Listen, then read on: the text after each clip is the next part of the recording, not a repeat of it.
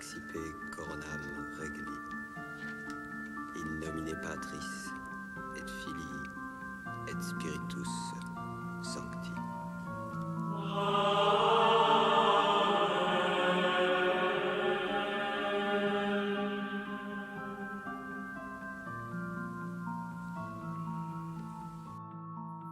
L'armature politique et l'armature militaire d'un pays sont le berceau où les mœurs et les lois, et la langue, et la religion même, et la race, et les arts peuvent se coucher pour grandir, disait Charles Péguy. Dans le livre de Cyrano de Bergerac d'Edmond Rostand, je prends une citation. « N'écrire jamais rien qui de soi ne sortit, et modeste, d'ailleurs, se dire, mon petit, sois satisfait des fleurs, des fruits, même des feuilles, si c'est dans ton jardin à toi que tu les cueilles. Puis, s'il advient d'un peu triompher, par hasard, ne pas être obligé d'en rien rendre à César. Vis-à-vis de soi-même, en garder le mérite, bref, dédaignant d'être le lierre parasite, lors même qu'on n'est pas le chêne, ou le tilleul, ne pas monter bien haut, peut-être, mais tout seul. » Nous vivons cette époque de profonde confusion, fruit du questionnement comme de l'instabilité des êtres. Mais pas seulement, car c'est aussi et surtout le résultat d'un conditionnement savamment pratiqué d'un système profondément antisocial. Notre peuple a perdu depuis fort longtemps le chemin de la sérénité par une lente dégradation de l'attention qu'il portait à l'invisible, à la contemplation, la remise en question comme de l'humilité. Vieille civilisation, qui jadis consultait les anciens, respectait l'expérience, se remettait en question, s'analysait, alors que, comme le disait Régine Pernoud, notre geste familier c'est l'index accusateur. Dénonçant toujours le mal chez l'autre, restons humbles. Leur geste à eux consistait à se frapper la poitrine. Pour nos péchés, Dieu nous châtie. C'est ainsi que certains redécouvrent par des pratiques venant de pays du tiers-monde des enseignements qui jadis faisaient la richesse de notre pays, croyant en des nouveautés qui, somme toute, ne sont que des pratiques oubliées. C'est ainsi la méconnaissance, l'enseignement perdu, la destruction de l'histoire, la perte d'identité font que les êtres cherchent des repères afin de comprendre et sortir de situations de plus en plus compliquées. Ce phénomène de désagrégation de nos repères est né à la fin du monde médiéval. Les abus de l'Église, inhérents à la faiblesse humaine, entraînèrent la réforme avec Calvin et Luther, brisant l'Occident chrétien, véritable Union européenne d'alors. La découverte des Amériques avec l'évolution du commerce inondèrent le vieux monde d'un afflux d'or. De ces déséquilibres, selon les travaux de Régine Pernoud comme de Marie-Madeleine Martin, naquit un changement dans le comportement humain de notre peuple, le changeant profondément, comme le détournant de l'essentiel de la vie, au profit d'un matérialisme superficiel. Le mercantilisme gangréna lentement la société. Louis XV l'observa avec effroi sur le peuple anglais en souffrance, attendant alors une libération française par un débarquement sur la Tamise. Paul del Perugia, dans son Louis XV, l'explique avec détail. Ces idées libérales du commerce conquirent petit à petit la société comme le pouvoir, mais sans pour cela le prendre. Louis XIV ne l'aurait jamais permis.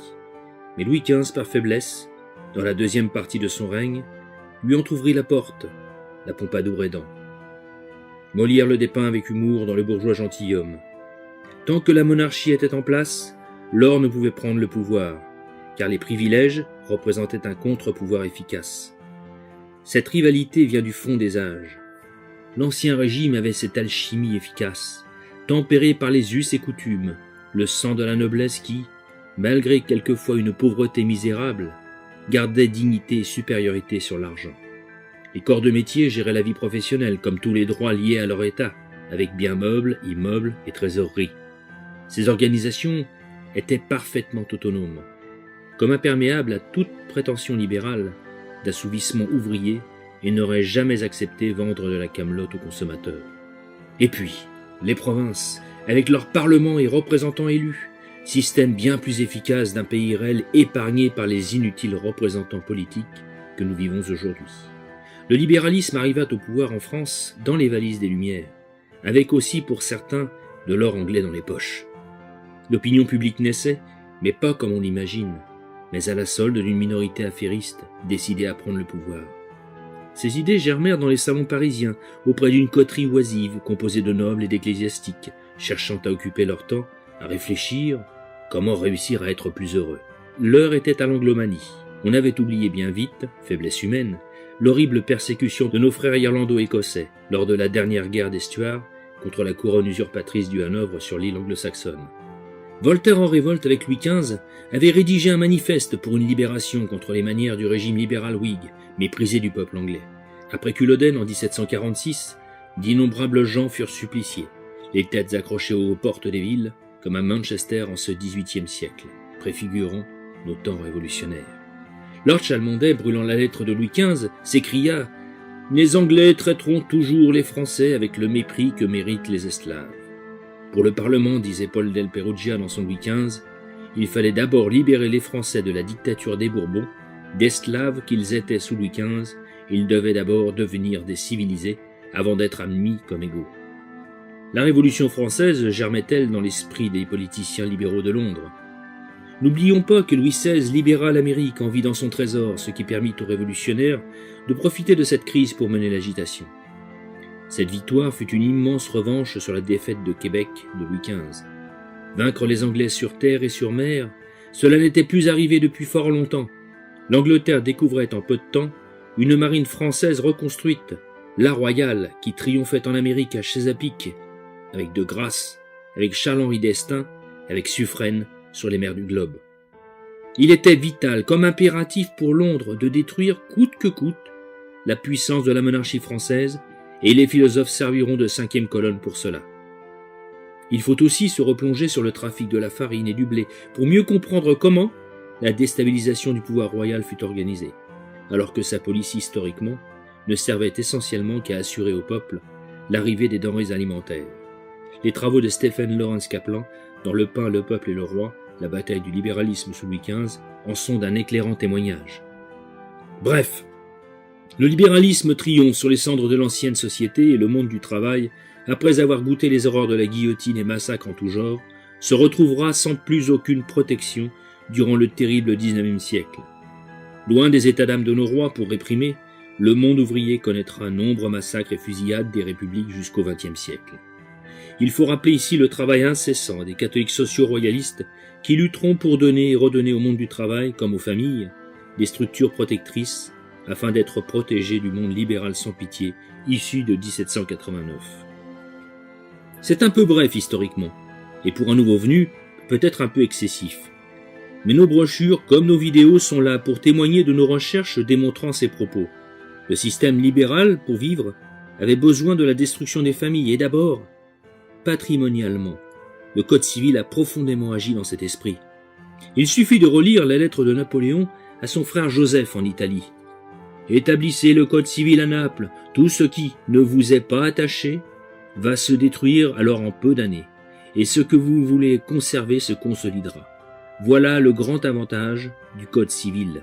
Il faut établir le Code civil chez vous, il consolide votre puissance puisque par lui, tout ce qui n'est pas fidéicommis tombe, et qu'il ne reste plus de grande maison que celle que vous érigez en fief. C'est ce qui m'a fait prêcher un Code civil et m'a porté à rétablir. » Lettre du 5 juin 1806 de Napoléon Ier au roi Joseph. Antoine Murat, étudiant en droit en 1927, avait compris la catastrophe de cette législation du Code civil. La Tour du Pin les commentait ainsi en 1904. L'idée qu'une famille pût perpétuer ses biens avec un domaine parut plein de dangers pour la société. De là, une extrême mobilité des foyers ruraux, un morcellement à l'infini des petits domaines, un abandon des campagnes et finalement, un arrêt de la natalité, effrayant pour tous ceux qui réfléchissent. Dans Jalons de route. Le système né de la Révolution de 1789, fruit des Lumières, comme des écrits de Rousseau appuyant l'individualisme, firent de notre peuple un univers d'individus éparpillés, nés enfants trouvés et mourant célibataires, disait Ernest Renan. Tout ce qui faisait l'univers communautaire a disparu. Solidité familiale unie, corps de métier autonomes, provinces comme villes indépendantes, associations multiples et puissantes. Les corps intermédiaires, protecteurs entre l'individu et l'État, doivent disparaître pour ne plus avoir qu'une poussière d'êtres numérotés face à la toute-puissance d'un gouvernement devenu celui de groupes financiers. Ce système vit de cette situation qu'il a créée et qu'il entretient afin d'asseoir son pouvoir comme son contrôle des citoyens, au sens grec. Certains diront que l'on exagère. Eh bien, un peu de réflexion permet mieux de le comprendre. Cette situation d'un prêt-à-penser entretenu par les médias, comme l'éducation nationale, permet la mise en place d'un monde orwellien, où les pays deviennent des hôtels dans un univers devenant une vaste entreprise, au service d'une caste de parvenus, dont les pires moments de l'histoire ne trouveraient aucune comparaison. On martèle sur les monuments des mots creux comme liberté, égalité, fraternité, afin de mieux asseoir un pouvoir veule et dictatorial, dont la série du clairvoyant et regretté Patrick McGowan, le prisonnier, montrait la réalité. C'est ainsi que l'on voit aujourd'hui un peuple déboussolé, qui même dans les logiques les plus extrêmes est perdu, ou suit aveuglément les consignes que les médias dictent à longueur de journée, formatées par la messe du 20h. Alors que nos pères vivaient encore dans des cercles communautaires et gardaient ce bon sens populaire qui fait gravement défaut aujourd'hui. Désormais, chacun y va de ses analyses aussi ridicules que burlesques quand elles ne sont pas affligeantes, avec un manque de connaissances certain. Le temps exige d'avoir un avis sur tout et de parler de n'importe quoi pourvu que l'on s'exprime au lieu d'un simple recul de bon sens. Il y a beaucoup de gens dont la facilité de parler ne vient que de l'impuissance de se taire, disait Cyrano de Bergerac. Loin de se remettre en question, ce qui n'est plus de mode, on se permet de juger, vilipender, mais pas trop fort car le temps est au laxisme mou. Ce temps est celui des grandes confusions, où la mode est de changer de religion parce que celle-ci n'est pas assez, ou trop, je ne sais, raturant ainsi des siècles de sacrifices, de libération, d'avance et de progrès. On se dit royaliste, mais on veut garder le choix du prince parce qu'il est, ou pas assez. Il y a des moments où on est là, de prendre sur soi les inquiétudes qu'ils n'ont pas, les indignations qu'ils n'ont pas, les justes haines qu'ils n'ont pas, et d'être seul ou quasi seul pendant que ils rigolent à nous empoisonner la vie, disait Monterland. On se dit contre les étrangers, en arrangeant l'histoire, oubliant des pans entiers de celle-ci, comme le sacrifice de ceux qui crurent en nous, qui dorment pourtant sous nos pieds, d'un repos éternel pour notre liberté. N'oublions pas les enfants arabo-francs de Palestine lors des croisades, les supplétifs turcopoles des Templiers, les Indiens de Duplex et du Chevalier de Montsy, comme les Amérindiens d'Amérique française, aux tirailleurs sénégalais de 1914. Quelques-uns sont venus mourir ici. Je souffre des hommes qui m'indignent. Toujours Monterland dans le Cardinal d'Espagne. Le manque d'humilité, la méconnaissance et surtout le malaise social entraînent de profondes plaies au sein de la communauté française. Une amie maghrébine me disait que les fractures étaient entretenues afin que les communautés ne puissent pas se rencontrer. L'expérience montre qu'elle avait raison. Le roi incarne l'unité pour toutes les bonnes volontés qui désirent la grandeur de la francophonie, dans la justice et la charité. La monarchie n'est pas une idéologie, elle n'a pas de recette préétablie ni de doctrine. Qu'importe ce que pensent des officines, le roi décidera ce qu'il estimera nécessaire de faire en temps et en heure, accompagné de ses conseils. C'est une institution vivante qui s'adapte afin de garantir les meilleures conditions de développement au bonheur de son peuple. Elle stimule et protège les associations libres comme les initiatives au service de tous. Il importe donc de trouver entre nous ce qui rassemble au lieu de chercher les détails qui peuvent nous séparer.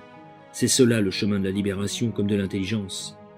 Ce que disait Paul Valéry pour notre peuple, la véritable tradition n'est pas de refaire ce que les autres ont fait, mais de trouver l'esprit qui a fait ces grandes choses et qui en ferait de tout autre en d'autres temps. Il est important de retrouver ce chemin empirique, fruit de siècles de stabilité, celui des élections partant de la base du village comme de la ville, de représentants connus par les citadins, sans attache politique particulière, mais enracinés dans leurs responsabilités familiales, locales, professionnelles, qu'importent leurs idées s'ils sont efficaces. Ils graviront les échelons jusqu'à la province, comme ils feront dans leur métier à travers les différentes sphères des corps d'État professionnels, et cela jusqu'au conseil du roi. L'être humain, comme son esprit d'indépendance, exige un maximum de liberté. Les Grecs anciens avaient déjà pensé aux différents systèmes de politique possibles. Partant d'une anarchie originelle, un minimum de contraintes devient salutaire afin de vivre en société. C'est le partage des droits et devoirs. Sachant que tout est perfectible et connaissant la nature humaine, la monarchie semble apporter à notre peuple, calquée sur ses particularités, cette alternative urgente. L'idéal n'existant pas, cette institution possède le minimum d'état nécessaire à l'épanouissement de notre peuple. C'est ce que l'empirisme nous dicte pour le bienfait d'une société équilibrée des trois pouvoirs.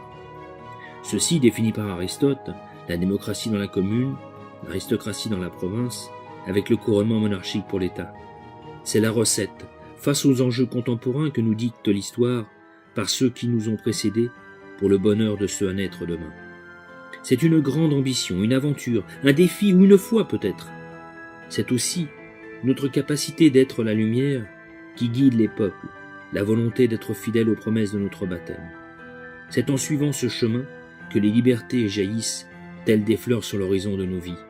Car comme le disait Edmond Rostand, que je cite encore, c'est la nuit qu'il est beau de croire en la lumière. Notre jour viendra.